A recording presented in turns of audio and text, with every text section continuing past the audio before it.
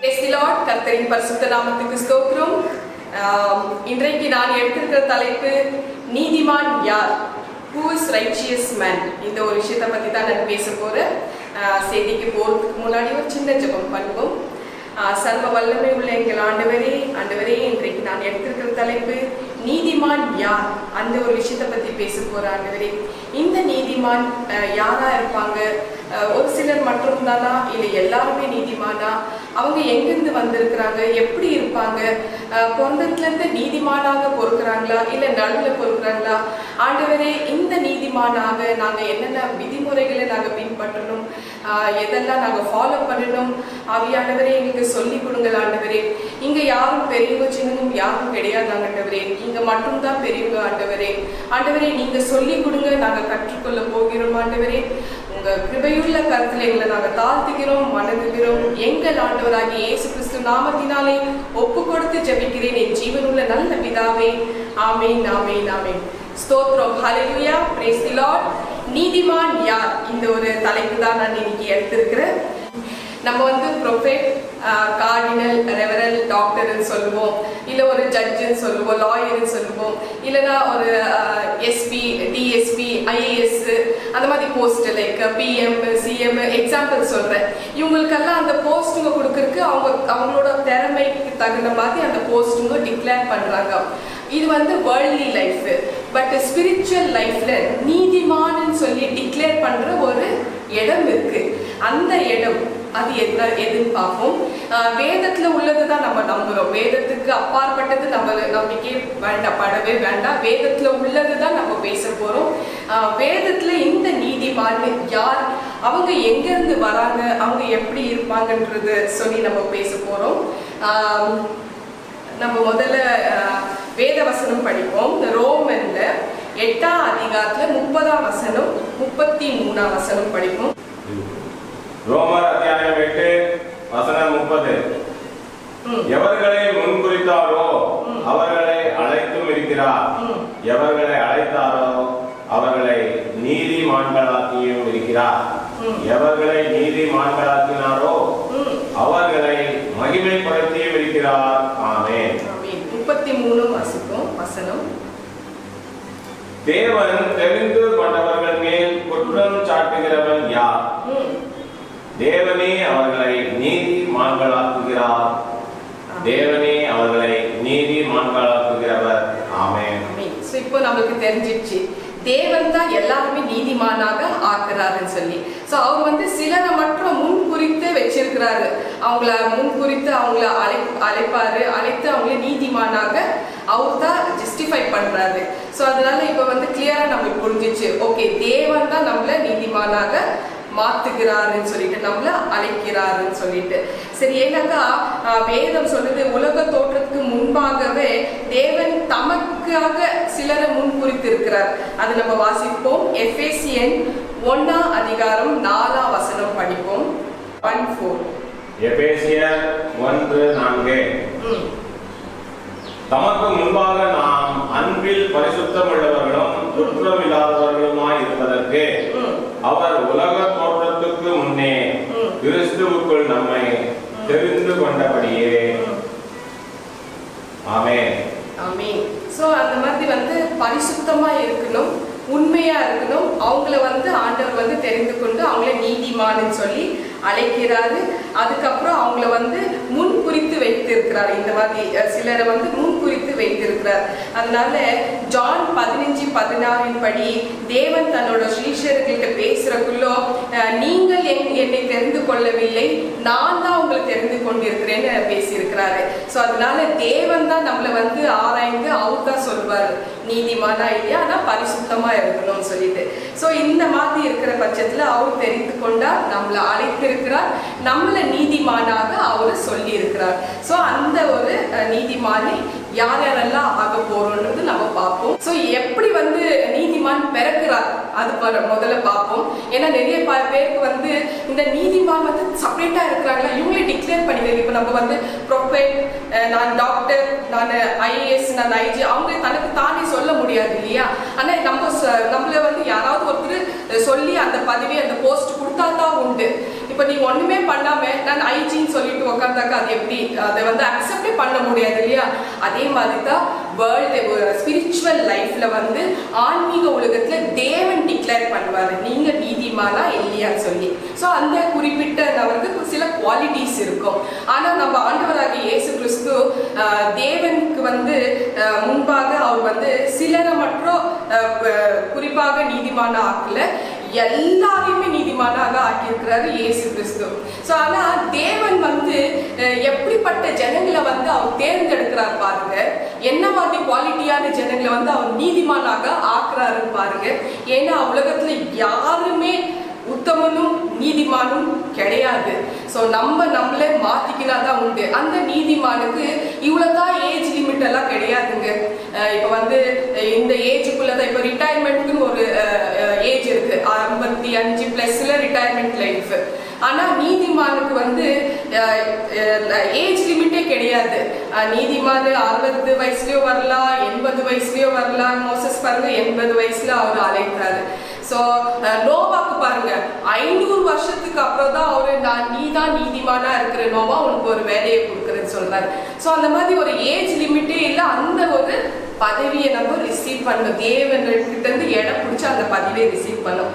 So எந்தெந்த ஜனங்களுக்கு வந்து அவரு நீதிமானாக மாற்றுகிறாருன்னு பார்ப்போம். முதல்ல நம்ம வசனத்தை படிச்சுடுவோம். 1 கொரிந்தியர் 6:11 வாசிப்போம். அவர் எந்தெந்த மாதிரி ஜனங்களை அவர் தேர்ந்தெடுத்து நீதிமானாக மாத்துறாருன்னு பார்ப்போம். 1 கொரிந்தியர் 6:9-10-11. அநியாயக்காரர் தேவனுடைய ராஜ்யத்தை சுதந்தரிப்பதில்லை என்று அறியீர்களா? வஞ்சிக்கப்படாதிருங்கள். வேசி மார்க்கத்தாரும், விக்கிரகாராதனைக்காரரும், விபச்சாரக்காரரும், சுய புணர்ச்சிக்காரரும், ஆண் புணர்ச்சிக்காரரும், திருடனும் பொருளாசைக்காரரும், வெறியரும் உதாசீனரும், கொள்ளைக்காரரும் தேவனுடைய ராஜ்யத்தை சுதந்தரிப்பதில்லை. உங்களில் சிலர் இப்படிப்பட்டவர்களாய் இருந்தீர்கள். ஆயினும் கர்த்தராகிய இயேசுவின் நாமத்தினாலும் நமது தேவனுடைய ஆவியினாலும் கழுவப்பட்டீர்கள், பரிசுத்தமாக்கப்பட்டீர்கள், நீதிமான்களாக்கப்பட்டீர்கள். ஆமென். சோ அதனால ரொம்ப கிளியரா தெளிவா சொல்லியிருக்கிறாங்க. உங்கள வந்து சிலர் வந்து உங்கள வந்து யாருமே பரிசுத்தம் இல்லாத இருந்தீங்க. அதனால வந்து நீங்க தேவனுடைய நாமத்தினாலே, இயேசு கிறிஸ்துவின் நாமத்தினாலே, பரிசுத்த ஆவியின் வல்லமையினாலே, ரத்தத்தினாலே நீங்க கழுவப்பட்டீர்கள், நீங்க நீதிமானாக ஆக்கப்பட்டீர்கள், நீதிமானாக நான் உங்களுக்கு அழைக்கிறேன்னு சொல்லிட்டு இந்த மாதிரி ஒரு ஜனங்களை தான் அவர் தேர்ந்தெடுக்கிறாரு. அதாவது நம்மள நான் வந்து மலேசியால ஒவ்வொரு சபையில ஒரு 8 மாசத்துக்கு முன்னாடி நான் வந்து ஒவ்வொரு சபைக்கு நான் போயிட்டு இருந்தேன். அங்க வந்து நிறைய பாஸ்டர்கள் எனக்கு சொல்லியிருக்கிறாங்க. அவங்க எப்படி இருந்தாங்கன்னாக்கா ட்ரக் அடிக்டட் ஆகி ட்ரிங்க்ஸ் பண்ணி, அதுக்கப்புறம் வந்து ஜெயிலுக்கெல்லாம் போய் தெஃப்ட் பண்ணி, அந்த மாதிரி ஒரு ஆளை மாற்றி அவர் வந்து போதகரா ஆக்கி இருக்கிறாரு. இன்னொரு பாஸ்டர் வந்து இது மினிஸ்ட்ரி எங்கெல்லாம் நடக்குதோ கட்டைகளெல்லாம் எடுத்துட்டு வந்து அடிப்பாரா. அவருக்கு காலில் ஒரு வலி கொடுத்து அவருக்கு ஆப்ரேஷன் போற சூழ்நிலை வந்த டைம்ல தேவனாகிய இயேசு கிறிஸ்து அவருக்கு தரிசனமாகி ஒரு 100 டியூப்லைட்டோட வெளிச்சத்துல வந்து அடுத்த நாள் சர்ஜரிக்கு போனோம். ஆனா வந்து அவர் அந்த ஃபீலே ஆகல. நீ என் ஊழியத்தை பண்ணி நீங்க யாருன்னு கேட்கிறாரு அந்த பாஸ்டர். ஒரு 2:45 நைட் ஏர்லி மார்னிங்ல அந்த டைம்ல நீங்க யாருன்னு கேட்கணும். நான் தான் இயேசு கிறிஸ்து. நீ வந்து என்னக்காக நீ பேசணும், என்னை பத்தி பிரசங்கம் பண்ணணும், டீச் பண்ணணும். ஸோ அதனால அன்னைக்கு அவர் வந்து அவருக்கு என்னன்னே புரியல. அதுக்கப்புறம் மறுநாள் அவருக்கு சர்ஜரி இருந்தது, போய் பார்க்குறாங்க, சர்ஜரியே தேவையில்லைன்ட்டாங்க. ஸோ அப்போதான் அவருக்கு ஃபீல் ஆச்சு, தேவன் இருக்கிறார், உண்மையானவர் இருக்கிறாருன்னு. ஸோ இந்த மாதிரி வந்து ரவுடித்தனம் பண்றவங்கள, ட்ரக் அடிக்டர் ஆடுறவங்கள அவங்களெல்லாம் மாற்றி அதுக்கப்புறம் தான் அந்த அவரோட பரிசுத்த தூய ரத்தத்தினால் கழுவப்பட்டு, அவரோட நாமத்தினால் கழுவப்பட்டு அவங்களை நீதிமானாக மாற்றி அவங்கள தன்னோட ஊழியத்துக்குன்னு அழைத்தார். அவங்கள நீதிமானாக மாற்றினார். ஸோ இதனால பாவிகள் ஒருவர் தான் பாவத்தில் வாழ்கிறவர் தான், கெட்ட பழக்க வழக்கங்கள் உள்ளவர் தான், கொடூரமான சிந்தனைகள் உள்ளவர்கள் தான், அந்த ஒரு மனிதன் தான் மனுஷியதான் நீதிமானாக மாற்றப்படுகிறார். ஸோ இப்போ நல்லா கிளியரா தெரிஞ்சிருக்கும்னு நினைக்கிறேன். நீதிமான் யாரு, இப்படிதான் நீதிமான் பிறக்கிறாங்க. ஸோ பொருந்துலேருந்து நீதிமானாக யாருமே பிறக்கிறது இல்லை.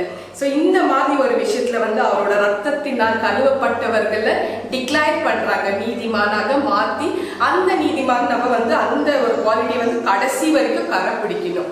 அதுதான் நம்ம ஃபாலோ பண்ணணும், கடைசி வரைக்கும் ஃபாலோ பண்ணணும். நம்ம வந்து நான் ஹிஸ்டரியில படிச்சதுனால சொல்ற ஒரு எக்ஸாம்பிள் சொல்றேன்.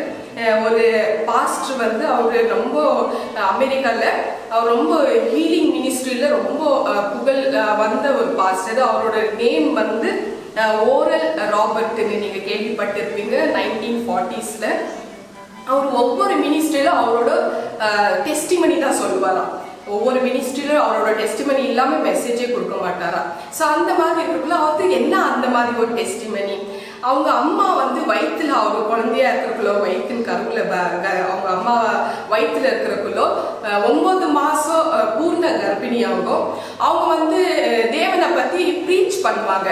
சரி, ஒரு நாள் வந்து அவங்க வந்து பக்கத்து வீட்டு நேபர் கிட்ட போய் ப்ரீச் பண்ணணும்னு சொல்லி ஒரு அவங்க வீட்டுக்கும் இந்த நேபர் வீட்டுக்கும் ஒரு காம்பவுண்டு, அதுல வந்து முள் கம்பி போட்டிருப்பாங்க அதுக்கு தடையா. சரி, இந்த அம்மா இந்த தாய் என்ன பண்றாங்க, வயிற்றுல அந்த ஓரல் ராபர்ட் வச்சிருக்கிறாங்க குழந்தைய, 9 மாசம் பூர்ண கர்ப்பிணி. இவங்க என்ன பண்றாங்க, அந்த முள் கம்பியை இப்படி நகர்த்திட்டு அந்த வந்து பாஸ் பண்ணி மறுபக்கம் போலான்னு யோசனை பண்றாங்க. அப்படி நகர்த்து போறதுக்குள்ள தற்செயலா அந்த கம்பிக்குள்ள அவங்க மாட்டிக்கிறாங்க. சில கம்பிகள் வந்து அவங்க வயிற்ற கிழிக்க ஆரம்பிச்சிருச்சு. அப்போ தேவனை நோக்கி, ஆண்டவரே, இந்த குழந்தை என் வயிற்றுல இருக்கிற குழந்தைய நீங்க காப்பாத்துங்க, உங்களோட ஊழியத்துக்காகவே என் மகனை நான் அர்ப்பணிக்கிறேன்னு அந்த மாதிரி ஒரு ஜபம் பண்ணாங்களாம். ஆனா குழந்தை நல்லபடியா பொருந்தது. ஆனா தன் பேரை கூட சொல்ல முடியாத ஒரு திக்கு வாயா பிறந்தது பாருங்க அந்த குழந்தை. ஸோ அப்புறம் வந்து ஒரு 17 வருஷம் வரைக்கும் வளர்க்குறாங்க தாய் தகப்பனும். ஆனால் அவங்களுக்கு அந்த பையனுக்கு சொல்லி சொல்லி வளர்ப்பாங்க, நீ வந்து தேவனுக்காக ஊழியத்துக்காக நீ இருக்க போறேன்னு சொல்லிட்டு. ஸோ அந்த மாதிரி ஒரு விஷயம் பண்ணிட்டு இருக்கட்டும். இல்லை 17 இயர்ஸ் ஆன பிறகு இந்த பையனுக்கு என்ன தோணுச்சுனாக்கா, அந்த ஓரல் ராபர்ட்டுக்கு என்ன தோணுச்சுனாக்கா, இறைவனுக்கும் எனக்கும் சம்பந்தமே இல்லை அப்படின்னு சொல்லிட்டு இவங்க பண்ற அந்த டார்ச்சர்ல வீட்டை விட்டு ஓடி போயிடுறாரா. அப்படி போயிட பட்சத்துல இந்த தாய் சொல்றாரா, தாய் சொல்றாங்களா, மகனே நீ ஓடலாம், நீ என் வீட்டை விட்டு ஓடலாம், ஆனா என் ஜபத்தை விட்டு நீ ஓடவே முடியாது. இறைவன் அழைத்த அழைப்புல, இறைவன் தெரிந்து கொள்ளுதல விட்டு நீ ஓடவே முடியாது, தப்பிக்கவே முடியாது அப்படின்னு சொல்லி விட்டுடுறாங்களா. சில வருஷங்கள் ஆயிட்ட பிறகு திரும்பி வராப்லையா, வீட்டுக்கு வராப்லையா. எப்படி வராருனாக்கா, 2 நுரையீரல்களும் வந்து தைராய்டுனால வந்து அவ்வளோ டேமேஜா இருந்து இரவும் பகலும் ரத்த வாந்தி எடுத்து, அந்த வாலெல்லாம் ரத்த வாந்தி எடுத்து, அந்த மாதிரி ஒரு சூழ்நிலை. அந்த டைம்ல 1940s வந்து அதுக்கு மெடிசன் கூட இல்லை. ஸோ இந்த மாதிரி ஒரு விஷயம் இருந்தா கூட அவரு இயேசுவை அக்செப்ட் பண்ணல. ஆனா அப்பாவோட கண்ணீரை பார்த்து ஒரு நாள் அக்செப்ட் பண்ணிட்டாரா, இயேசுவை ஏத்துக்கினாரா.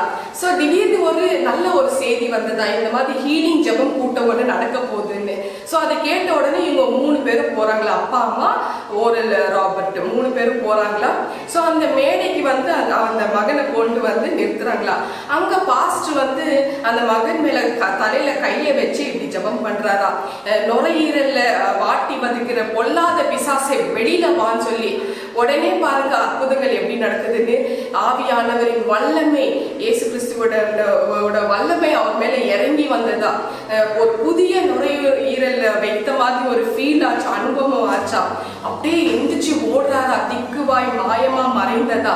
ஸோ முதல் முறையாக சரளமா அந்த மேடையில அவர் சாட்சி சொல்லி, அன்னைக்கு தொடங்கின ஊழியம், அந்த ஊழியத்துல அன்னைக்கு தொடங்கின அந்த சாட்சி அவர் சாகுற வரைக்கும் ஒவ்வொரு மினிஸ்டரும் அந்த சாட்சியை சொல்லிட்டே இருப்பாரா. ஸோ சாட்சின்றது ரொம்ப ரொம்ப முக்கியங்க. அது நம்ம வந்து ஒவ்வொரு விஷயத்துல ஒவ்வொரு சபையில நம்ம சொன்னாக்கா அவ்வளோ நம்மளுக்கு பிளெஸிங்ஸ், அந்த ஆசீர்வாதம். ஸோ இயேசுவோட மகிமையை வந்து அவர் வெளிப்படுத்தினாரு, இயேசுவை மகிமைப்படுத்தினாரு. ஸோ எல்லாரும் உங்கள்கிட்ட சாட்சிங்க இருந்தாக்கா சொல்லுங்க, முன்னாடி வாங்க சொல்லுங்க, நம்ம இயேசுவை மகிமைப்படுத்தணும். ஸோ அப்பத்துலேருந்து அவரோட ஊழியம் ஆரம்பித்தது. தன் தாயின் வயிற்றில இருந்தே இறைவன் அவரை தெரிந்து கொண்டார். ஜெரமியா 1:5 படி, கலாத்தியன் 1:12 படி தேவன் அவரை தெரிந்து கொண்டார், அவரை அழைத்தார், தம்முடைய பரிசுத்த ஆவினாலே நிறைத்தார், நீதிமானாக மாற்றினார், பயன்படுத்தி வருகிறார். ஸோ இப்படித்தாங்க நீதிமான் பிறக்கிறாங்க. ஸோ இவ்வளவுதாங்க, இதுதான் நீதிமான். தேவன் அழைக்குவாரு, அவரோட திட்டங்களுக்கு தகுந்த மாதிரி நம்மளை பயன்படுத்துறாரு. நம்ம தப்பிச்சு ஓடவே முடியாது, அவர் நேர் பார்வையிலே தான் நம்ம இருக்கிறோம். ஸோ ஒவ்வொருத்தரும் நீதிமான்ன்றது நம்ம மனசுல வச்சுக்கோங்க. இங்க யாரெல்லாம் இந்த மெசேஜ் கேட்டுட்டு இருக்கிறீங்க, இன்னைக்கு நீங்க உள்ளத்தில் ஆழத்துல பதிச்சு கொள்ளுங்க.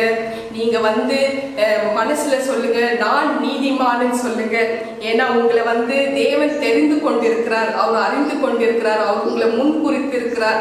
நீங்க நீதிமானாக மாற்றப்படுவீர்கள். அவரோட பரிசுத்த தூய ரத்தத்தினால் கழுவப்பட்டவர்கள். அதனால நீங்க கவலையே படாதீங்க. ஜனங்க 1000 சொல்லலாம், அதுக்கு நீங்க பாதனை பண்ணாதீங்க. நீங்க நீதிக்காக இருங்க, உண்மையா இருங்க, உத்தமனா இருங்க. அநீதிக்கு தயவு செஞ்சு கை கொடுக்காதீங்க, பாவத்தின் வழியில நடக்காதீங்க. இவ்வளவுதாங்க, இப்படிதாங்க நீதிமான் இருக்கணும். இது ஒண்ணு பெரிய சாதனைலாம் கிடையாது, ரொம்ப சிம்பிள். நம்ம வாழ்க்கை இப்படி இருக்குனாக்கா நீங்க ஒரு பிளான் பண்ணிக்கணும், இப்படிதான் இருக்கணும், இப்படிதான் நடக்கணும்ன்ற ஒரு திட்டத்தோட தேவனுக்கு பிடிச்ச மாதிரி நீங்க நடந்தாலே அதுவே போதுங்க. இப்படிதாங்க நீதிமான் இருப்பாங்க. நான் இன்று முதல் நீதிமான்னு ஒவ்வொருத்தரும் சொல்லணும், மனசுல சொல்லுங்க. நீங்க இவ்வளவு வரைக்கும் அநீதியா இருந்திருப்பீங்க, நீங்க எப்படி இருந்தாலும் பாவத்திலே முழுங்கி இருந்தாலும் பரவாயில்ல. ஏன்னா ஆண்டவர் மன்னித்து ஏற்றுக்கொள்கிறார். நம்மளை பட்ட ஜனங்களை தான் அவர் ஏற்றுக்கொண்டு நீதிமானாக மாற்றி நம்மளை பயன்படுத்துறாரு. அவரோட மகிமைகளை வெளிப்படுத்துறதுக்கு நம்ம மாதிரி ஜனங்களை தான் அவர் யூஸே பண்றாரு. ஏன்னா கரெக்டா உண்மையா உத்தமனா இருந்தாக்கா அவங்களை யூஸ் பண்ணி பிரயோஜனம் இல்லை பாருங்க. அதனால நம்ம மாதிரி ஜனங்களை தான் யூஸ் பண்றாரு. சரி, இந்த நீதிமானோட அனுபவம் நம்மளுக்கு வந்த பிறகு அதுக்கப்புறம் என்ன ஆகும்? இப்ப நீங்க சொல்லலாம், அதுக்கப்புறம் என்ன ஆகும்? சரி, அடுத்து மறுபடியும் அந்த வசனத்தை வாசிப்போம். ரோமன்ஸ் 8:30. எவர்களை முன்குறித்தாரோ அவர்களை அழைத்து வைக்கிறார், எவர்களை அழைத்தாரோ அவர்களை நீதிமான்களாக்கியும் இருக்கிறார், எவர்களை நீதிமான்களாக்கினாரோ அவர்களை மகிமைப்படுத்தியும் இருக்கிறார். ஆமென். சரி, அவரு மகிமைப்படுத்திக் கொண்டிருக்கிறார். நீதிமான ஆழ்ந்த பிறகு அப்படியே விட மாட்டாரு, அவங்கள மகிமைப்படுத்திக் கொண்டே இருப்பாரு. சோ தொடர்ந்து கிறிஸ்து செய்யும் ஒரு காரியம் என்ன தெரியுமா? மகிமைப்படுத்துவது. சோ இந்த மகிமை அவர் நம்மள படுத்திட்டே இருப்பாரு. நீங்க பாருங்க, நீங்க யோசிக்கலாம், ஐயோ நான் படிக்காதவன், நான் அங்கஹீனனா இருக்கிறேன், என்கிட்ட பண காசு இல்லை, நான் ரொம்ப ஏழையா இருக்கிறேன், அந்த மாதிரி எல்லாம் ஜனங்க என்னை எது பண்ணாலும் குறை சொல்லி பேசுறாங்க. அந்த தாட்டே வரக்கூடாதுங்க. உங்க மனசுல நீங்க பாலமா பதிச்சுக்கங்க, நான் நீதிமான்னு சொல்லி அது உங்களுக்குள்ளவே வச்சுக்கங்க. நீங்க எப்படி இருந்தாலும் நீங்க தேவனுக்கு முன்பாக பயந்து ஒழுக்கமா உண்மையா இருந்து நீதியை கரைப்பிடுங்க. அவ்வளவுதான். மத்தவங்களை பத்தி கவலையே படாதீங்க. ஏன்னா நம்ம நீதியை பின்பற்றினால் நம்மள மகிமைப்படுத்துறாரு. சரி, இப்ப ஜனங்களுக்கு அந்த மகிமைனா என்னன்னு தெரியல. ஏன்னா ஜனங்க நல்லது ஆன பிறகு இது தேவன் தான் பண்ணது நம்ம சொன்னா கூட அதை ஒத்துக்க மாட்டாங்க. இல்ல, மனுஷன் தான் பண்ணுனது மனுஷன் தான், அந்த மாதிரி சொல்ற சில ஜனங்களும் உண்டு. ஏன்னா ஆண்டவர் பண்ண மகிமை நம்ம இது அண்டர்லைன் பண்ணி அவங்களுக்கு அழுத்தமா எடுத்து சொல்லி இது ஆண்டவர் பண்ற ஒரு மகிமை. சரி, இந்த மகிமைனா என்ன, அது என்னன்றது பார்க்கலாம். ஏன்னா நிறைய ஜனங்களுக்கு மகிமைனாலே என்னன்னு தெரியாது. அதனால அந்த சில ஜனங்கள் தான், நான் எல்லாருக்குமே சொல்லல, சில ஜனங்களுக்கு மகிமைனா என்னன்னு தெரியல. ஏன்னா நான் சொந்த அனுபவப்பட்டிருக்கிறேன். தேவன் தான் இதெல்லாம் உங்களுக்கு பண்ணது, தேவன் தான் இதெல்லாம் உங்களை இதெல்லாம் உங்களுக்கு நன்மைகள் செஞ்சது அப்படின்னு அவங்க சொல்றதுக்குள்ள தேவன் கிடையாது, மனுஷங்கள் தான் வந்தாங்க, மனுஷங்கள் தான் போனாங்க, அப்படி சொல்ற ஒரு கூட்டத்துக்காக தான் இந்த ஒரு மெசேஜ். இந்த மகிமைனா என்னன்றது நம்ம முதல்ல புரிஞ்சுக்கலாம். 2 கொரிந்தியன் 4:17 படிப்போம். மேலும் காணப்படுகிறவைகள் அல்ல, காணப்படாதவைகளை நோக்கி இருக்கிற நமக்கு அதி சீக்கிரத்தில் நீங்கும் இலேசான நம்முடைய உபத்திரவம் மிகவும் அதிகமான நித்திய கன மகிமையை உண்டாக்குகிறது. ஆமென். சரி, நித்திய கனம், நித்திய மேன்மை, நித்திய கௌரவம், இதுதாங்க மகிமை. இந்த மகிமை தான் நம்ம வந்து ரிசீவ் பண்ணிக்கணும். இப்ப பாருங்க, ஒரு எக்ஸாம்பிளுக்கு நம்மளோட தேச பிதா வந்து மகாத்மா காந்தி. இப்ப வந்து அஹிம்சைன்னு சொல்றதுக்குள்ள நம்மளுக்கு உலகத்துல எந்த மூலம் கொடுக்கலன்னா கூட தேசபக்தி, அப்புறம் வந்து அஹிம்சை பத்தி பேசுறதுக்குள்ளோ, தியாகத்தை பத்தி பேசுறதுக்குள்ளோ நமக்கு திடீர்னு டக்குன்னு ஞாபகத்துக்கு யார் வராங்களா? நம்மளோட தேசப்பிதா மகாத்மா காந்தி தான் நினைவுக்கு வராரு. ஸோ இந்த அஹிம்சை வந்து அவரோட பேர்ல வந்து அந்த பேரு வந்து மகாத்மா காந்தின்ற பேர் வந்து அவருக்கு மகிமை வந்து இந்த அஹிம்சை குணம் தான் கொண்டு வருகிறது. ஆனா நம்ம தேவாதி தேவன் எப்படி தெரியுமா, தம்முடைய மகிமையை வந்து நமக்கு கொடுத்திருக்கிறாரு. எப்படிப்பட்ட ஒரு நல்ல தேவன் பாருங்க. இப்ப இந்த அஹிம்சை குணத்துல இருந்து நம்ம மகாத்மா காந்திக்கு எப்படி அந்த மகிமை வந்ததோ, ஆனா நம்ம தேவாதி தேவன் அவருக்கு வந்து எல்லா மகிமையும் நமக்கு கொடுத்திருக்கிறாரு. அப்ப எவ்வளவு பெரிய நல்ல தேவன் நமக்கு. அந்த மகிமையை நம்ம ரிசீவ் பண்ணிக்கணும் இல்லையா? அதுக்கு நம்ம வாஞ்சியா, உண்மையா, நீதியா, உத்தமனா இருக்கணும். அப்பதான் நம்ம அதை ரிசீவ் பண்ண முடியும். நீதியை வந்து ஒரு தடவை 2 தடவை கிடையாதுங்க, வாழ்க்கை முழுக்கும் நீதியை வந்து நம்ம பின்பற்றணும். நீதிக்காக குரல் கொடுங்க, அநீதிக்கு குரல் கொடுக்காதீங்க தயவு செஞ்சு. தேவனுக்கு அதுதான் வந்து ரொம்ப ரொம்ப பிடிச்சிருக்கு. ஏன்னா நீங்க நீதியா இருந்தா உங்களை வந்து நித்திய கனம் படுத்துவார், நித்திய கௌரவப்படுத்துவார், நித்திய மேன்மைப்படுத்துவார், நித்திய மகிமைகளை அவர் நமக்கு கொடுத்துட்டே, அதுக்கு எண்டே கிடையாது, கொடுத்து கொண்டே இருப்பார். ஸோ இந்த மாதிரி ஒரு விஷயம் அவருக்கு வந்து ரொம்ப விருப்பம், நமக்கு பண்ணணுன்றதுக்காக ரொம்ப விருப்பம். இன்னைக்கு வரைக்கும் அஹிம்சைனாக்கா நம்ம மகாத்மா காந்தி தான் பத்தி பேசுறோம். ஸோ இந்த ஒரு விஷயத்த அவருக்கு அந்த பேர் வந்து அவருக்கு அந்த மகிமையை வந்து இந்த ஒரு குணம் தான் கொண்டு வந்தது. சரி, ஆனா நம்ம தேவாதி தேவன் தம்முடைய மகிமையை நமக்கு கொடுக்க விரும்புகிறார். ஆனா பழைய ஏற்பாட்டுல தேவன் என்ன சொல்லியிருக்கிறார் நம்ம பார்க்கலாம். அதாவது பிதா என்ன சொல்லியிருக்கிறாருன்னு பார்ப்போம். ஏசாயா 42 அதிகாரத்துல 8ஆம் வசனம், அப்புறம் 48:11 ரெண்டும் வாசிப்போம். ஏசாயா 42 8ஆம் வசனம். அல்லேலூயா. நான் கர்த்தர், இது என் நாமம், என் மகிமையை வேறொருவனுக்கும் என் துதியை விக்கிரகனுக்கும் கொடேன். ஆமென். 48:11 ஏசாயா 48:11. அல்லேலூயா. என் நிமித்தமே அப்படி செய்வேன். என் நாமத்தின் பரிசுத்தம் எப்படி குலைக்கப்படலாம்? என் மகிமையை நான் வேறொருவனுக்கு கொடேன். அவ்வளோ ஸ்ட்ரிக்டா இருந்தார் பாருங்க. நம்மளோட பிதா வந்து அவ்வளோ ஸ்ட்ரிக்டா இருக்கிறாங்க. சோ அப்படி வந்து என்னோட மகிமையை நான் ஒருவருக்கும் கொடுக்க மாட்டேன்ற மாதிரி அவர் வந்து சொல்லியிருக்கிறாரு. ஆனா இப்படி ஆயிட்ட பிறகு ஒரு 2000 வருஷம் கழிச்சு காணக்கூடாத இறைவன் நம்ம ஆண்டவராகிய இயேசு பூமிக்கு இறங்கி, இயேசுன்ற பேர்ல பூமிக்கு இறங்கி வந்த பிறகு அவர் என்ன திரும்ப சொல்றாரு, தம்முடைய எல்லா மகிமையும் நமக்காக கொடுத்திருக்கிறார். தன்னோட சீஷர்கள்னாக்க நம்ம தான், நமக்காக கொடுத்திருக்கிறாரு. அது வாசிப்போம். ஜான் 17:22. நாம் ஒன்றாயிருக்கிறது போல அவர்களும் ஒன்றாயிருக்கும்படி நீர் எனக்கு தந்த மகிமையை நான் அவர்களுக்கு கொடுத்தேன். ஆமென். சோ கொடுக்கிறேன் சொல்ல, கொடுத்து விட்டேன் அப்படின்னு சொல்றாரு பாருங்க. எவ்வளவு ஒரு நல்ல ஒரு தேவன். அது காணக்கூடாத இறைவன் மாம்சத்துல அவர் நம்மள பார்க்கக்குள்ள அப்படி வந்து சொல்லி இருக்கிறார். அப்படி என்ன மகிமை? ஜான் 17:5 படிப்போம். அல்லேலூயா. பிதாவே, உலகம் உண்டாகிறதற்கு முன்னே உம்மிடத்தில் எனக்கு உண்டாயிருந்த மகிமையினால் இப்பொழுது நீர் என்னை உம்மிடத்திலே மகிமைப்படுத்தும். ஆமென். ஆமென். சோ பரலோகத்துல தேவனுக்கு வந்து தேவன் கிட்ட இருந்து இயேசுக்கு கொடுத்த அந்த ஒரு மகிமையை தான் நமக்கு கொடுக்க விரும்பினாரு. சோ இயேசு பாருங்க எப்படிப்பட்ட ஒரு தேவன். தேவனே, நீங்க எனக்கு கொடுத்த விண்ணுலகத்துல, அதாவது வான் உலகத்திலிருந்து இருக்கிற சகல மகிமையும் நான் வந்து என்னோட பிள்ளைகளுக்கு, அதாவது நமக்கு கொடுத்து விட்டாச்சு. நம்மளுக்கு மொத்தம் அவரோட எல்லா மொத்த மகிமையும். ஏன்னா காட் வந்து ஒருத்தருக்கும் கொடுக்க மாட்டேன்னு சொன்னாரு. ஆனா இயேசு வந்து நீங்க எனக்கு வைத்திருந்த பரலோகத்துல வைத்திருந்த மொத்த சகல மகிமையை எனக்கு கொடுத்தீங்க இல்ல, அந்த எல்லா மகிமையும் நான் வந்து என் பிள்ளைகளுக்கு, என்னோட சீஷர்களுக்கு இவங்களுக்கு கொடுத்தாச்சு டிக்ளேர் பண்ணிட்டாங்க. ஸோ அந்த மகிமையை தான் நம்ம வந்து இப்போ ரிசீவ் பண்ணணும். ஸோ நான் கொடுத்துருக்கிறேன், இதுதான் கிறிஸ்துவோட விருப்பம். பேசுறவங்க பேசலாம், ஐயோ நீங்க என்ன இப்படி பேசுறீங்க, அப்படி இயேசு இருக்கிறாரா, மகிமை கொடுக்குறாரா, மகிமைப்படுத்துறாரா, அப்படி சொல்லிட்டே இருக்கலாம். அதுக்கெல்லாம் நீங்க பாதரே பண்ணாதீங்க. நீங்க ஃபீல் பண்ணுங்க, உங்களால ஃபீல் பண்ண முடியும். நீங்க வந்து அதை ரிசீவ் பண்ணி அதை ஏத்துக்கங்க. நீங்க அனுபவிங்க அந்த ஒவ்வொரு மகிமையும், உங்க கண் கூட காட்சிகளை நீங்க பார்க்க முடியும். ஸோ அவங்கள நீங்க வந்து பாதரே பண்ணாதீங்க. அவர் நமக்கு சகல மகிமையும் கொடுத்து நம்மளை வந்து மேன்மைப்படுத்துவாரு. ஏன்னா நம்ம வந்து நீதிமானாக ஆக்கப்பட்டிருந்ததுனால, அவரோட பரிசுத்த தூய ரத்தத்தினால் கழுவப்பட்ட நம்ம.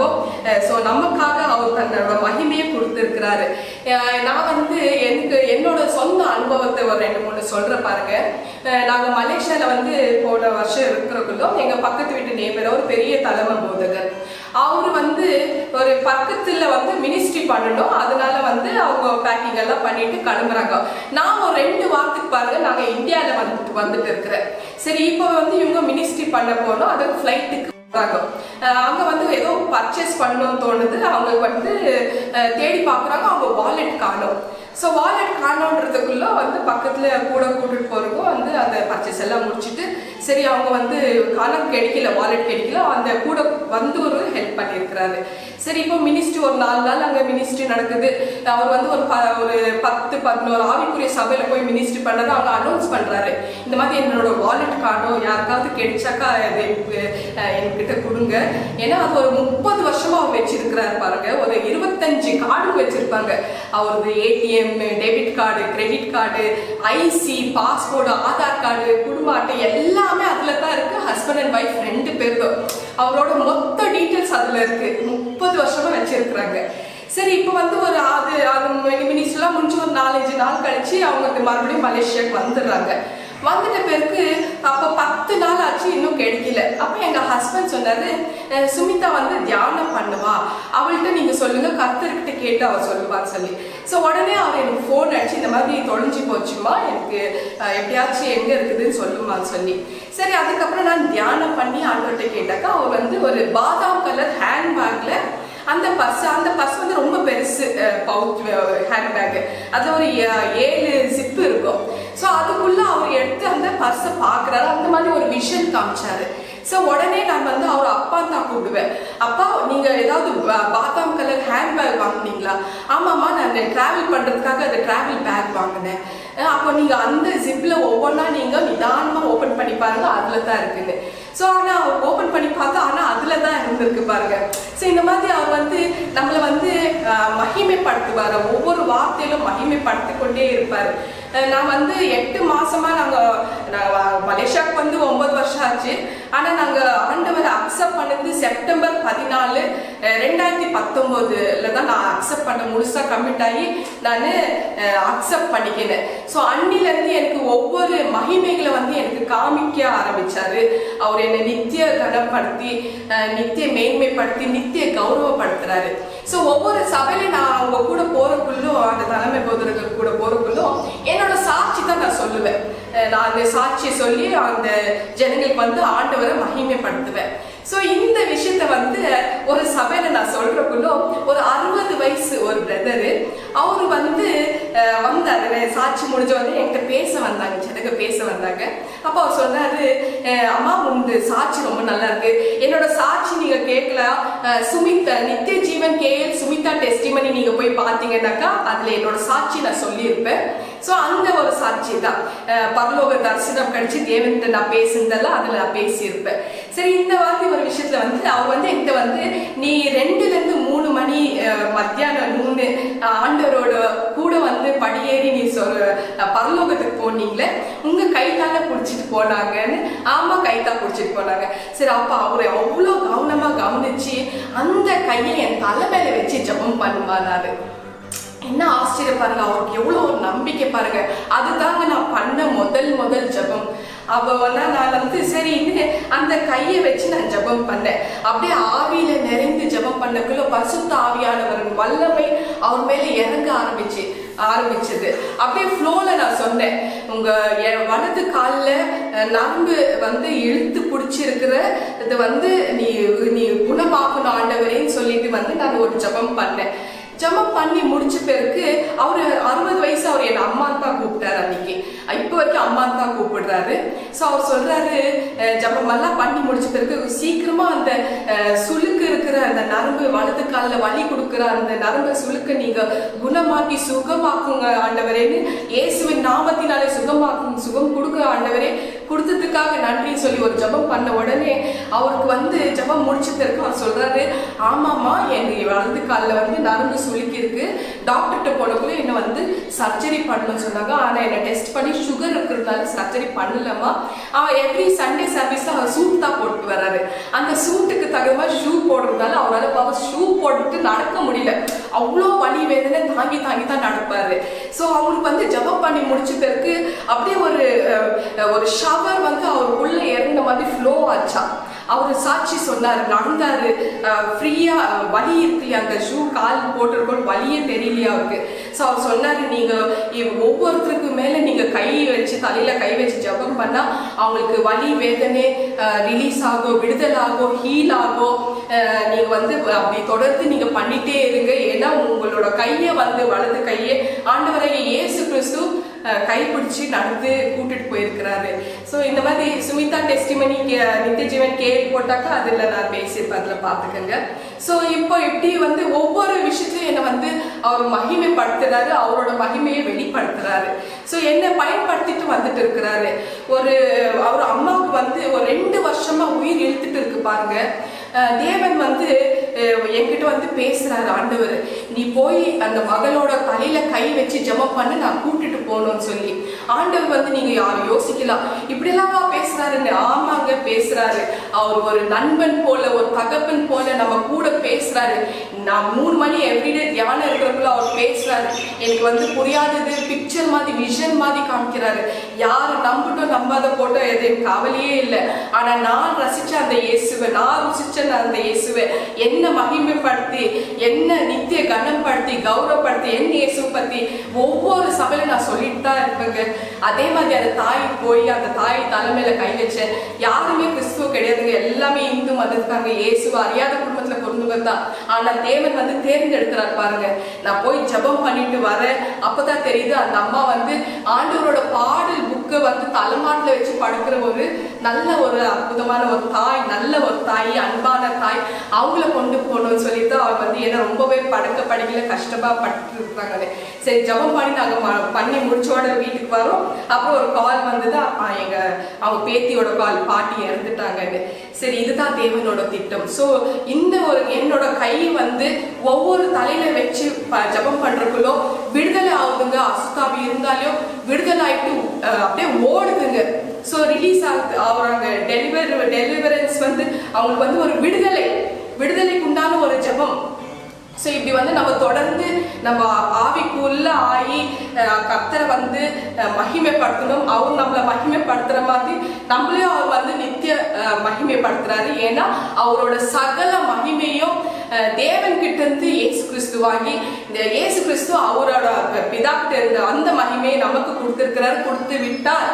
ஸோ அவ்வளோதாங்க இதில் விஷயம். என்னோட ஹஸ்பண்ட் தங்கச்சி வந்து என்னோட டெஸ்டிமனி முடிஞ்ச பிறகு அவங்களுக்கு 2 காலில் ஆணி கால், இங்கிலீஷில் ஃபுட் கார்னு சொல்லுவாங்க. ஸோ டெஸ்டிமனி முடிஞ்ச பிறகு நான் ஜெபம் பண்ணுற பாருங்க, அவங்க அப்படி தடவி பார்க்குறாங்க, அந்த அடையாளமே இல்லை. உடனே எங்கள் ஹஸ்பண்ட்க்கு வந்து வீடியோ காலில் கூப்பிட்டு, நான் பாரு நடக்கிறேன், நான் வழி இல்லை, எனக்கு குதிக்கிற பாருன்னு சொல்லிட்டு இந்த மாதிரி கண்ணு முன்னாடி அவரோட மகிமையை நம்மளால பார்க்க முடியுது. ஸோ இந்த மாதிரி நித்திய நம்மளை வந்து கௌரவப்படுத்தி கனப்படுத்துவார். அந்த மகிமையை ரிசீவ் பண்ணிக்கணும். எப்போ நம்ம நீதிமானாக மாற்றப்பட்டோமோ அன்னிலிருந்து தொடர்ந்து அவர் நமக்கு நித்திய மகிமையை கொடுத்துட்டே இருப்பாரு, கொடுத்து கொண்டே இருப்பாரு. இதுதாங்க அவரோட விருப்பம். இதை விட சந்தோஷம் அவருக்கு எதுவுமே கிடையாது. ஸோ நித்திய கனப்படுத்துவார். அதே மாதிரி வந்து பாதுகாப்பாக நம்மளை கூட்டிட்டு போவார் சில இடங்கள்ல வந்து. அந்த ஒரு உதாரணம் சொல்ற பாருங்க. நாங்கள் மேங்களூர் போயிருந்தோம். மேங்களூர்லேருந்து பெங்களூருக்கு போனோம். அடுத்த நாள் எனக்கு எம்ஆர்ஐ சிடி ஸ்கேன், அதாவது என்னோட ஃபர்ஸ்ட் ஃபாலோ அப். எனக்கு பிரெயின் டியூமர் சர்ஜரி ஆகி ஃபர்ஸ்ட் ஃபாலோ அப்.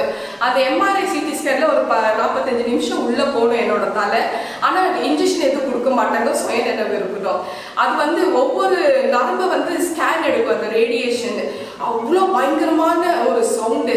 ஹெட்செட்டெல்லாம் போடுவாங்க, ஆனால் அதை விட அதுவும் தாண்டி அவ்வளோ ஒரு சவுண்டு, ரொம்பவே சவுண்டு. இப்போ நாங்கள் வந்து மேங்களூர்ல இருக்கிறோம். ஸோ எங்கள் ஹஸ்பண்ட் வந்து அர்லி மார்னிங் விடிய காலை 4 மணிக்கு கேப் புக் பண்ணாரு. நானும் எங்கள் ஹஸ்பண்ட் எங்கள் டாட்டர் 3 பேரும் கேப்ல போய் பெங்களூர் போகலான்னு சொல்லி. சரி, நான் வந்து எல்லாம் பேக்கிங் எல்லாம் முடிச்சு 3 மணி தியானம் இருந்து ஆண்டவர் வந்து என்கிட்ட பேசினாரு. உன்னை நான் பாதுகாப்பா கூட்டிட்டு போறேன் மகளேன்னு சொன்னாரு. உடனே எங்க ஹஸ்பண்ட் சொன்னேன், ஆண்டவர் சொன்னாருப்பா நம்மள பாதுகாப்பா கூட்டிட்டு போறாருன்னு. அப்படியா? சரின்னு எங்களுக்கு தெரியல நான் எப்படி பாதுகாப்பா கூட்டிட்டு போறாரு. சரி, ஓகே, ஜெபம் பண்ணோம். சரி, ஆண்டவர் நம்ம கூட வராரு, பாதுகாப்பா கூட்டிட்டு போறாரு.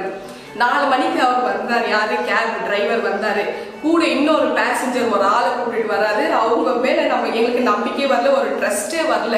ஏன்னா வந்து அவங்க அந்த முகம் வந்து ஒரு உண்மையான ஒரு முகமே இல்லை. இப்போ இந்த நடு ரோட்ல வந்து நாங்கள் மலை பிரதேசத்துல இருந்து பாருங்க, நடு இருட்டுல வந்து ஏதாவது கத்தி கத்தி காமிச்சு இருக்கிற காசெல்லாம் வாங்கி அந்த மாதிரி ஒரு மாதிரி அந்த உண்மை இல்லாத ஒரு முகம். அவரோட லக்கேஜ் வந்து அந்த பார்சல்லாம் பேக்கா இருக்கு. ஸோ நம்ம வந்து அந்த அவங்க கூட டிராவல் பண்ண எங்களுக்கு மனசு வரல. ஆனால் கேப் புக் பண்ணியிருக்குது எங்கள் ஹஸ்பண்டோட நேம்ல, நம்ம ஃபேமிலி போகிற மாதிரி. அப்போ நாங்கள் எங்கள் ஹஸ்பண்ட் டிரைவர் சொன்னார், நாங்கள் இவங்களோட டிராவல் பண்ண முடியாது, நாங்கள் தனியாக டிராவல் பண்ணுறத நாங்கள் புக் பண்ணியிருக்கிறோம். அப்போ அந்த டிரைவர் சொன்னார், இல்லை நீங்கள் பண்ணால் இவங்க கூட தான் பண்ணணும், இல்லைனாக்கா முடிவெடுங்கன்னு. சரி வேண்டாப்பா நீ போப்பான்னு கேன்சல் பண்ணி அனுப்பியாச்சு. இப்போ நான் வந்து அடுத்த நாள் பெங்களூர்ல டாக்டர்கிட்ட அப்பாயின்மெண்ட் வேற வாங்கிட்டு இருக்கிறேன். ரிட்டர்னு மறுபடியும் மேங்களூர்ல ரூம் வந்துட்டோம். ஐயோ, ஆண்டவர் பாதுகாப்பா பண்ணி கூட்டிட்டு போறேன்னு சொன்னாரா, இதான பாதுகாப்பு. வந்த கேப்காரனும் போயிட்டாரு. அடுத்த நாள் வந்து எம்ஆர்ஐ சிடி ஸ்கேனருக்கு எப்படி அட்டென்ட் பண்றது? அப்போ எங்கள் ஹஸ்பண்ட் என்ன பண்ணாரு, உடனே ஃபோன் எடுத்து ஃப்ளைட் டிக்கெட்டை பார்த்துட்டு இருந்தாரு. 3 டிக்கெட் ஈவினிங் இருந்தது, புக் பண்ணிட்டாரு. அப்போ உடனே வந்து கேப் புக்கிங் ஆஃபீஸ் கால் பண்ணாரு.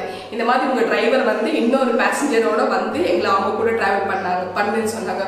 ஐயோ, இது தப்பாச்சு, ரூலே இல்லையே, லா படி அப்படி பண்ணக்கூடாது, உங்கள் பேர் மேலே பண்ணால் நீங்கள் தான் போகணும், சாரி பண்ணிக்கங்க சார்ன்னு சொல்லி அந்த ஃப்ளைட்டுக்கு நீங்கள் அந்த டைம்லி நீங்கள் போய் சேருங்க.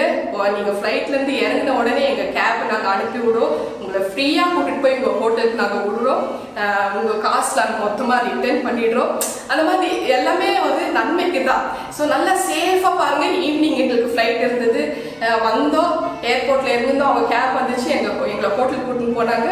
ஸோ மறுநாள் வந்து எனக்கு கரெக்டாக அந்த டைம்லி எனக்கு எம்ஆர்ஐ சிடி ஸ்கேன் பகலில் நடந்துட்டு பிறகு அந்த சிஸ்டர் சொல்கிறாங்க, நீங்கள் 2 நாள் ரெஸ்ட் எடுக்கணும், பெட் ரெஸ்ட் எடுக்கணும்னு சொல்லிட்டு. ஆனால் என் தேவன் என்ன பண்ணாரு தெரியுமா, என்னை ரெஸ்ட் எடுக்க அந்த இதுவே சான்ஸே கொடுக்கலங்க. ஏன்னா ஈவினிங் வந்து ஒரு கிளைண்ட் வராங்க, நான் வந்து என்னோட ப்ரெசன்டேஷன், எங்களோட கம்பெனியோட ப்ரெசன்டேஷன் அவங்கள்ட்ட கொடுக்கணும்.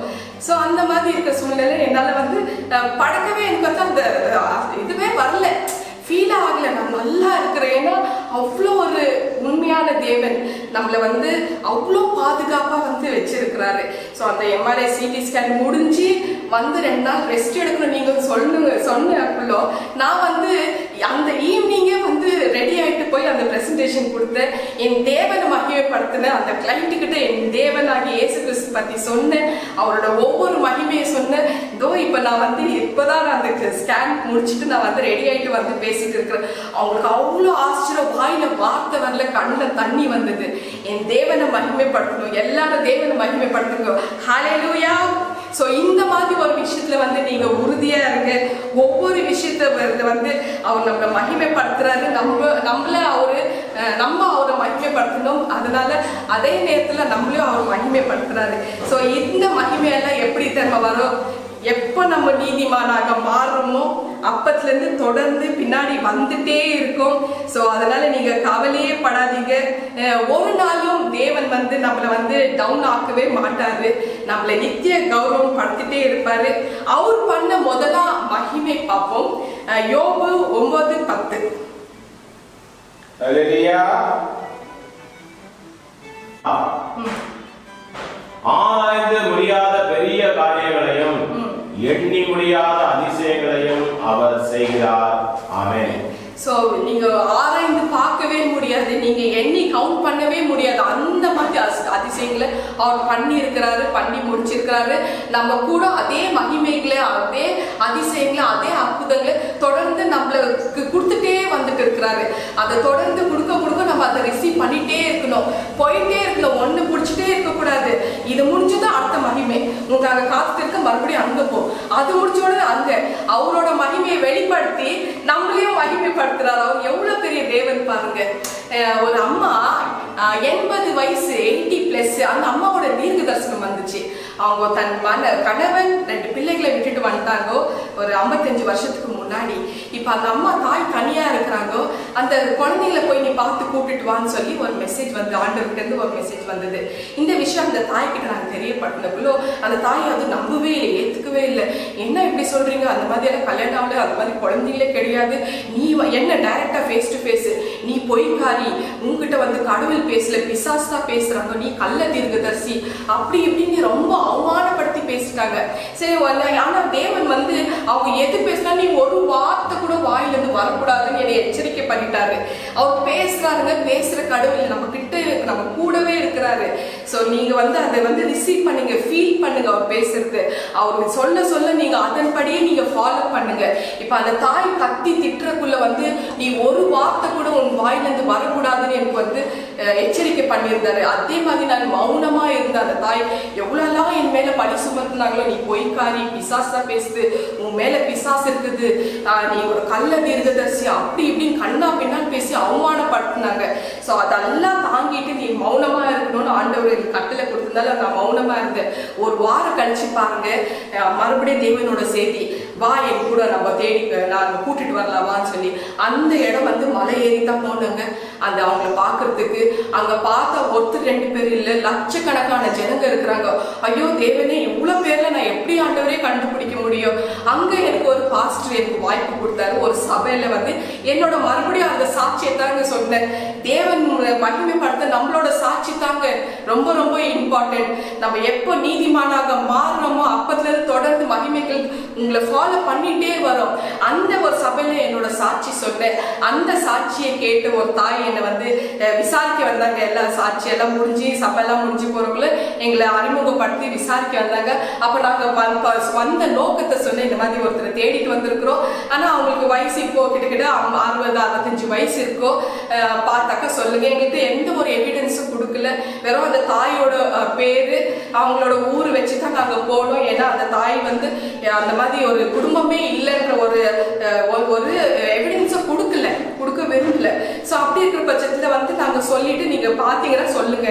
ஆனா நாங்க வந்துட்டு பிறகு ஒரு 2 வார்த்தாங்க, ரொம்ப நாளெல்லாம் கிடையாது, 2 வாரத்துல அந்த தாய் மூலமா அவங்க மகனுக்கு வந்து தெரியப்படுத்தி அவங்க மகன் கிட்ட இருந்து எங்களுக்கு போன் வந்துச்சு, இந்த மாதிரி கண்டுபிடிச்சிட்டோம்னு சொல்லி போனோம், கூட்டிட்டு வந்து சேர்த்து விட்டாச்சு. பாருங்க, தேவன் வந்து ஒரு நாளும் நம்மள தலை குனிய வைக்க மாட்டாரு, நம்மள வெக்கப்படவே விட மாட்டாரு. நம்மள அவமானப்படுத்துற இடத்துல நம்மள வந்து மௌனமா ஆக்கி நம்மள தலை நிமிர வைப்பாரு, நம்மள நித்திய கௌரவப்படுத்துவாரு, நித்திய மகிமைப்படுத்துவார், நித்திய மேன்மைப்படுத்துவார். சோ இந்த ஒரு ஆதார வசனம் நம்ம படிப்போம். ஏசாயா 29:22-23. அல்லேலூயா.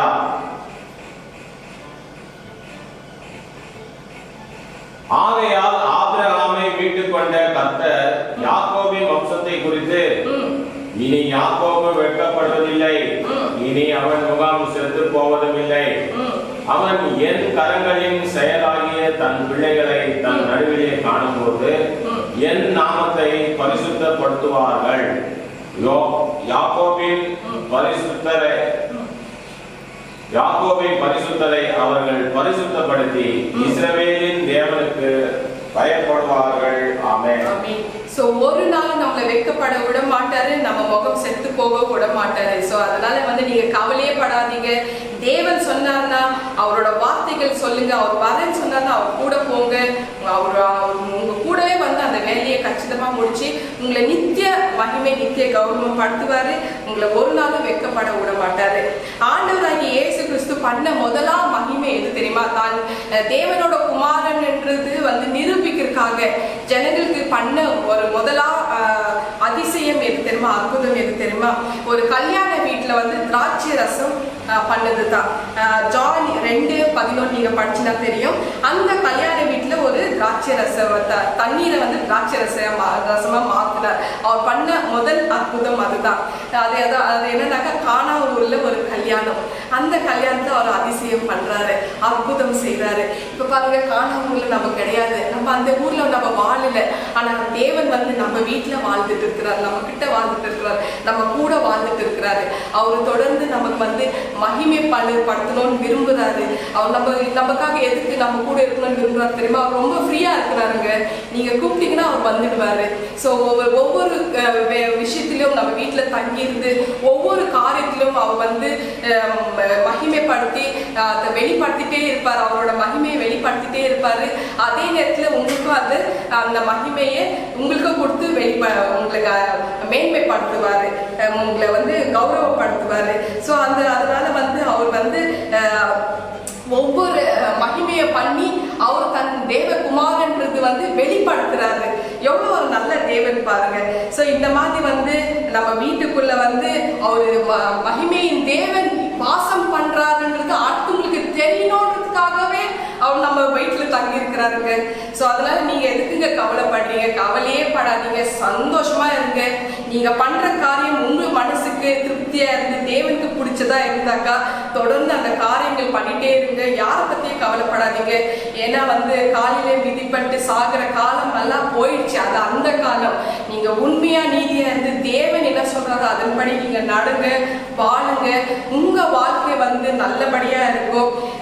அந்த மாதிரி கானா ஊர்ல நம்ம இல்லை, ஆனா தேவன் நம்ம வீட்டுல வாசம் பண்ணி இருக்கிறாரு. அந்த நம்பிக்கையோடு இருங்க. நம்ம ஒரு நாளும் நம்ம வெட்கப்பட மாட்டோம், வெட்கப்படவே விட மாட்டாரு. ஸோ பயப்படாதீங்க. நம்ம எப்ப நீதிமானாக மாத்தினாரோ, இயேசு நம்மளை எப்ப நீதிமானாக மாத்தினாரோ தொடர்ந்து அவர் மகிமைகளை செய்துட்டே இருப்பாரு. ஹல்லேலூயா. அவர் அற்புதங்களை செய்து நம்மளை மகிமைப்படுத்துவாரு, மேன்மைப்படுத்துவாரு.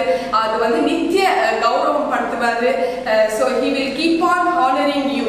அது ஒரு permanent future மாதிரி. ஸோ அது மாதிரி he will never get us discouraged.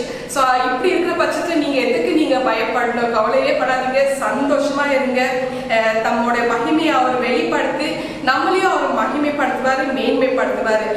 சூரியன், சந்திரன், நட்சத்திரங்களை படிச்சவர் அவர் உன்னதமானவர். காற்றையும் கடலையும் அதட்டினாரு.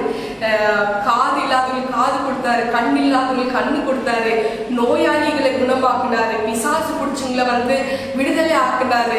எவ்வளோ அற்புதங்கள், எவ்வளோ மகிமைகள் பண்ணி இருக்கிறாரு. செங்கடலையை 2ஆக ஓபன் செஞ்சாரு. எத்தனை மகிமைகள் பண்ணி இருக்கிறாரு. அந்த சகல மகிமைகளும் நமக்கு கொடுத்திருக்கிறாரு, கொடுத்து கொண்டே இருக்கிறாரு. அது எப்ப நமக்கு கொடுக்கிறாருனாக்க நம்ம நீதிமானாக மாற்றப்படும் போது மட்டும்தான். அதனால பரிசுத்த தூய ரத்தத்தினால் கழுவப்பட்டவர்கள் எல்லாருமே நீதிமானாக மாற முடியும், மாற்ற முடியும். சிம்பிளா ஒண்ணு சொல்லவா? 500 பேர் ஸ்டூடெண்ட் ஒரு எக்ஸாம் ஹால்ல எக்ஸாம் எழுதுறாங்க.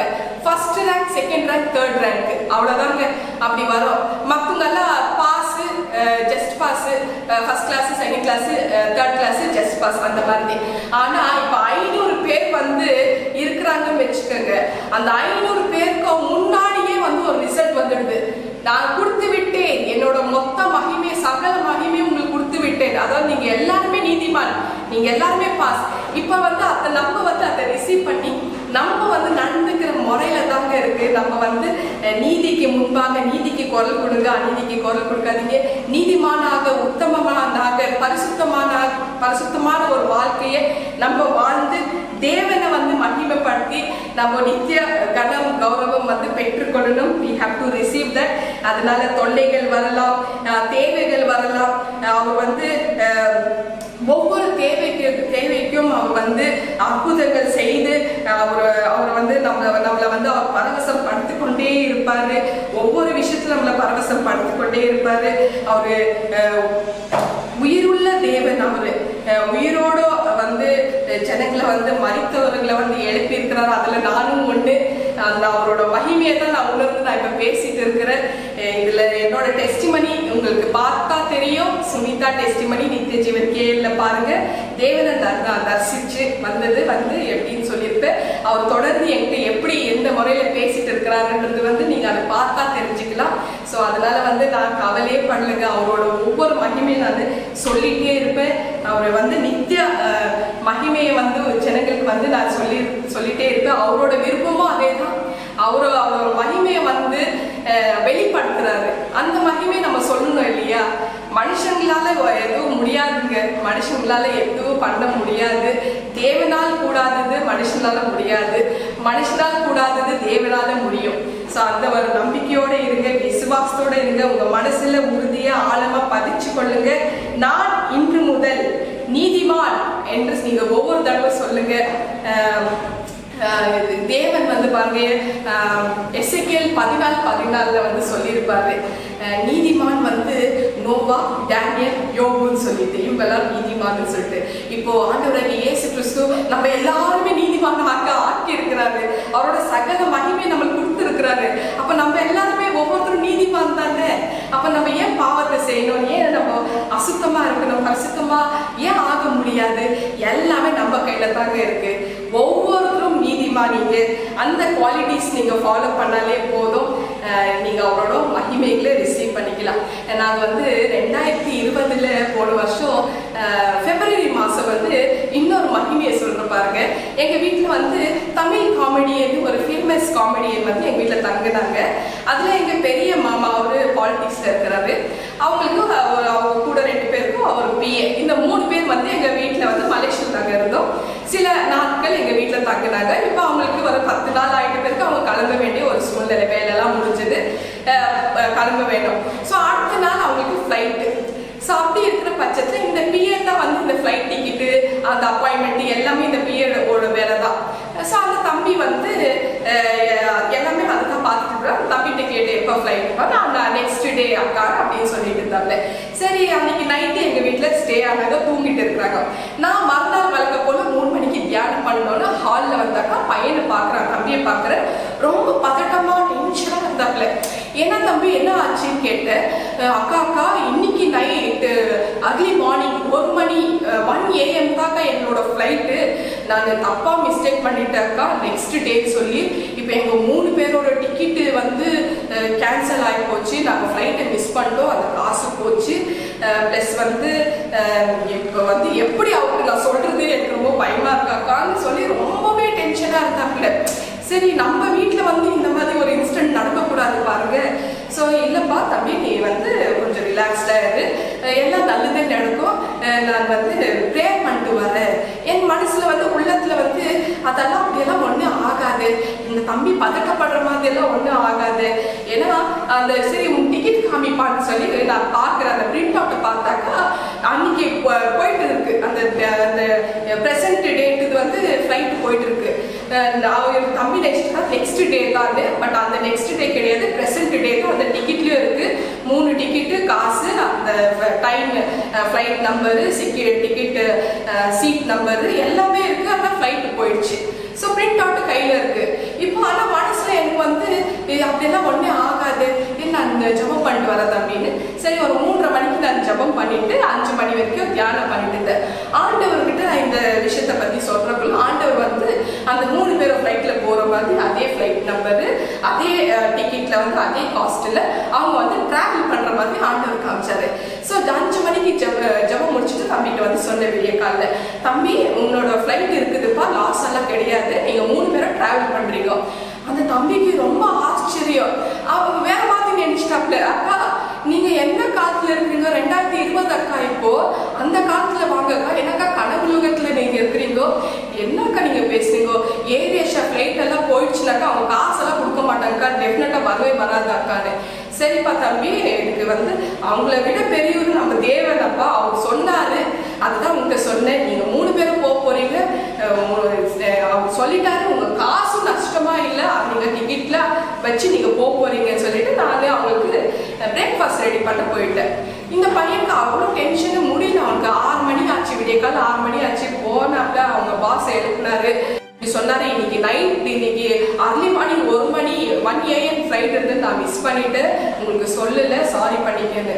ஸோ உடனே அந்த பாஸ் வந்து, அதாவது தமிழ் காமெடியன், உடனே அவருக்கு டென்ஷன் ஆகிட்டு அவங்க சன்னு சென்னை கால் அடிச்சாரு. ஏன்னா அவங்க சன்னு தான் டிக்கெட் எல்லாம் புக் பண்றாரு. சன்னு கால் அடிச்ச உடனே, இந்த மாதிரி இன்னைக்கு இருக்கிற ஃப்ளைட்டை நாங்கள் மிஸ் பண்ணிட்டோம், இந்த பிஏ தம்பி நாளைக்கு நினச்சிட்டு வந்துட்டாப்ல, இப்போ என்ன பண்ணுறது, இன்னொரு டிக்கெட்டை நீ புக் பண்ணணும், 3 பேர் டிக்கெட் போட்டு. அப்போ அந்த சன் என்ன தெரியுமா சொன்னாரு, டிக்கெட்டு நீங்கள் வச்சுட்டு இருக்கிற டிக்கெட் எல்லாமே கரெக்டு தான், நான் தான் உங்களை ஒரு நாள் எக்ஸ்ட்ராவாக அங்கே இருக்கணும்னு அடுத்த நாள் நான் மாற்றிருக்கிறேன், அதை மாற்றிருந்து 4 நாளுக்கு முன்னாடியே நான் மாற்றிட்டேன், இப்போ ப்ரெசென்ட் போகிற டிக்கெட்டை நான் பிரிண்ட் அவுட் அனுப்புகிறேன் பாருங்கன்னு சொல்லி அனுப்பி விட்டாரு. நீங்கள் பிரிண்ட் அவுட் எடுத்துக்க, அந்த டிக்கெட் அனுப்பி விட்டாரு. நாங்கள் பிரிண்ட் அவுட் எடுத்தாக்கா சொன்ன மாதிரி, ஆண்டவர் சொன்ன மாதிரி அடுத்த நாளில் அதே ஃப்ளைட்டு, அதே டைமிங்கு, அதே காசுல இவங்க டிராவல் பண்ண போறாங்க. எவ்வளோ அற்புதமான ஒரு விஷயம் பாருங்க. இப்போ நித்திய மகிமையை நம்மளை படுத்தி, நித்திய கௌரவம் அவர் நம்ம படுத்து கொண்டே இருப்பாரு. ஒவ்வொரு விஷயத்திலையும் அதை நம்ம ரிசீவ் பண்ணிக்கணும். அவர் சொன்னார்னா அந்த காரியம் நீங்க போய் பண்ணிட்டு வாங்க. நீங்க வந்து அடுத்த ஜனங்க நம்ம கூட வருவாங்களா இல்லையா, அதெல்லாம் யோசிக்காதீங்க. தேவனுக்கு முன்பாக உண்மையா இருங்க, நீதியா இருங்க, உத்தமனா இருங்க, அதை வந்து கடைப்பிடிங்க, கடைசி வரைக்கும் ஃபாலோ பண்ணுங்க. அவ்வளவுதாங்க. இதுதாங்க நீதிமான் பாரு. ஆரம்பத்துல பிறந்த குலத்துலேருந்து நீதிமானெல்லாம் கிடையாது. எந்த டைம்ல தேவன் அழைக்கிறாரோ, எந்த டைம்ல உங்களை முன்குறித்து அழைக்கிறாரோ, கூப்பிடுறாரோ, அப்போ நம்ம ஊழியத்துக்குன்னு ஆயிடணும். அவருக்கு உண்மையா இருக்கணும். அதே நேரத்துல உலக வாழ்க்கையில நீங்க வாழணும். வாழ்ற வாழ்க்கை உண்மையா இருக்கணும், அது நீதியா இருக்கணும். ஸோ நீதியை சரி கட்டுற தேவன் நம்மளோட தேவாதி தேவன் ஆண்டவராகிய இயேசு கிறிஸ்து மட்டும்தாங்க. இந்த செய்தியை கேட்டு உங்களுக்கு புரிஞ்சிருக்கும்னு நினைக்கிறேன். ஜெபம் பண்ணுவோம். சர்வ வல்லமை உள்ள எங்கள் ஆண்டவரே, அன்பின் பரலோக தந்தையே, அப்பா ஆண்டவரே, நீதிமான் யார் என்பது ஆண்டவரே நல்லா தெளிவா எங்களுக்கு புரியும்படியாக நீங்க செய்தீங்க ஆண்டவரே. எங்களை ஏற்கனவே நீங்க முன் குறித்திருக்கிறீங்க, எங்களை நீங்க அழைத்திருக்கிறீங்க, எங்களை உங்களோட பரிசுத்த தூய ரத்தத்துல கழுவப்பட்டு எங்களை நீதிமானாக மாத்திருக்கிறீங்க. அதுக்காக நன்றி அப்பா ஆண்டவரே. நாங்க நித்திய கனம், நித்திய கௌரவம், நித்திய மேன்மை நாங்க பெற்றுக்கொள்ளணும், நித்திய மகிமையை நாங்க பெற்றுக்கொள்ளணும். நீங்க ஒவ்வொரு விஷயத்திலும் நீங்க அற்புதங்கள் செய்து உங்களோட மகிமைகளை நீங்க வெளிப்படுத்துற மாதிரி எங்க மூலமா நீங்களும் எங்களுக்கு வந்து அந்த மகிமைகளை கொடுத்து எங்களையும் நீங்க நித்திய கௌரவம் படுத்திட்டு இருக்கிறீங்க ஆண்டவரே. அப்படி நீங்க செய்ததாக உங்களுக்கு கோடான கோடி நன்றி அப்பா. நன்றி ராஜா. நீங்க நீதிமான் என்று எங்களுக்கு நீங்க முடிசூட்டுவீராக. எங்கள் ஆண்டவராகிய இயேசு கிறிஸ்து நாமத்தினாலே ஒப்பு கொடுத்து ஜெபிக்கிறேன் என் ஜீவனுள்ள நல்ல பிதாவே. ஆமென், ஆமென், ஆமென். என் ஆத்மாவை கர்த்தரை ஸ்தோத்ரி, என் முழு உள்ளமையோட பரிசுத்த நாமத்தை ஸ்தோத்ரி. என் ஆத்மாவை கர்த்தரை ஸ்தோத்ரி, கர்த்தர் செய்த சகல உபகாரங்கள் மறவாதே. ஆமென், ஆமென், ஆமென். இயேசுவின் ரத்தம் ஜெயம், இயேசுவின் ரத்தம் ஜெயம், இயேசுவின் கல்வாரி ரத்தம் ஜெயம். இயேசுவின் நாமத்தினால் ஜெபிக்கிறேன் ஜீவனுள்ள நல்ல பிதாவே.